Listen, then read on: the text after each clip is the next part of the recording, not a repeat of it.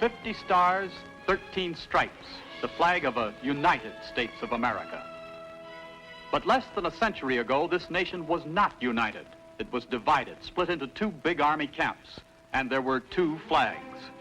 The flag of the Grand Army of the Republic, the one that flew above the White House and Abe Lincoln, and the stars and bars of the Southern Confederacy, the one that came down and defeated Appomattox Courthouse, Virginia.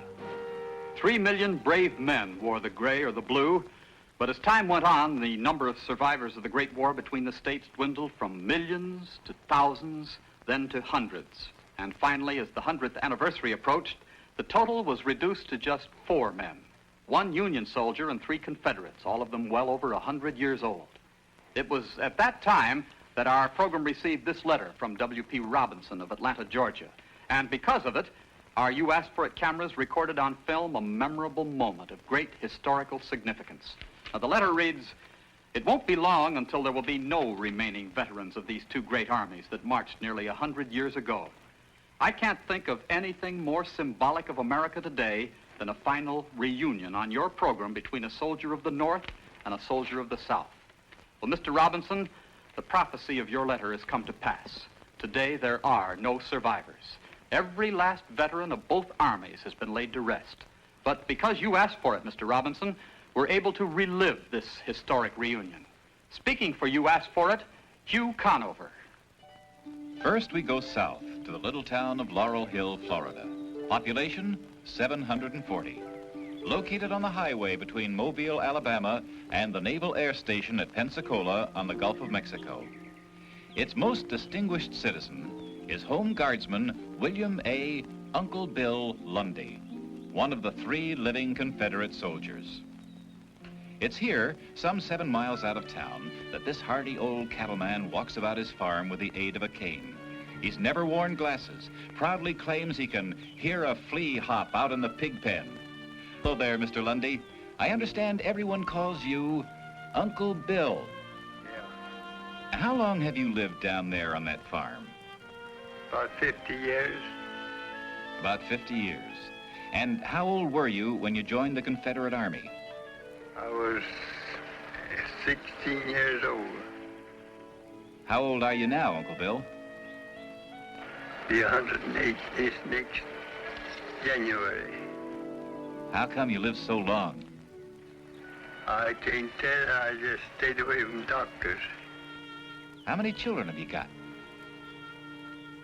10 children. 10 children. I don't know how many grandchildren. What word of advice can you give the young folk? A heap of frolicking and fun and hugging and kissing of them. We'll get back to Uncle Bill in just a moment. Nearly 100 years ago, Home Guardsman William Lundy and the Union soldier that you're about to meet were enemies. 2 Americans fighting each other, each side sure their cause was the right one. Out of the conflict came a nation united.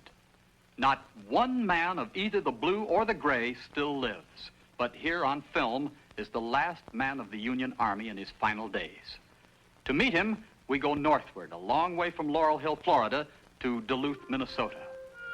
Located on the mouth of the St. Louis River on Lake Superior, its most honored citizen was drummer boy Albert Wilson, then the sole surviving member of the Union Army.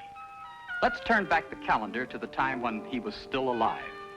Albert Wilson lives in this 2-story house, where the mailman leaves at least 14 fan letters a day, some 20,000 birthday greetings each year. The townspeople know him as a deaf but high-spirited centenarian who once led a minstrel band. As the only living Yankee soldier, this one-time drummer boy has become commander and troops for what is today the one-man Grand Army of the Republic. Hello, Mr. Wilson. Well, how old are you as a drummer boy? About 17 now. And how old are you now, Mr. Wilson? I've been 108 now this past year. A young man yet. I am in spirit anyway. Oh, you bet you're young in spirit, sir. What word of advice do you have for young people? There's something else in this world besides making money. Now, I wonder, sir, would you beat out a drum roll for us?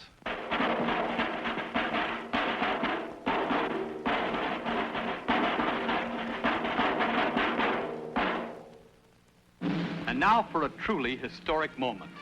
This may very well be the only existing record on film of the last of the Union Army talking to one of the last 3 survivors of the Confederate forces. Uncle Billy of the Gray will speak with Mr. Wilson of the Blue. Yeah. Yes. Hello, Mr. Lundy. Now, after all these years, since the Civil War ended, what would you care to say, Mr. Wilson, to your enemy of long ago? There were many brave men in the Southern Army. It was bad and bad that we fought in the war for peace, for freedom. But what we fought in the war for was fought the Yankees for freedom. Well, goodbye, Uncle Bill. We'll have to leave you. Goodbye, Bill Lundy. God bless you. And so ends an historic reunion. Thanks to the timely request of Mr. Robinson of Atlanta, Georgia, our camera crews captured the last public appearance of these 2 old soldiers of the Blue and the Gray. The battles are over. May the valiant dead of both great armies rest in peace.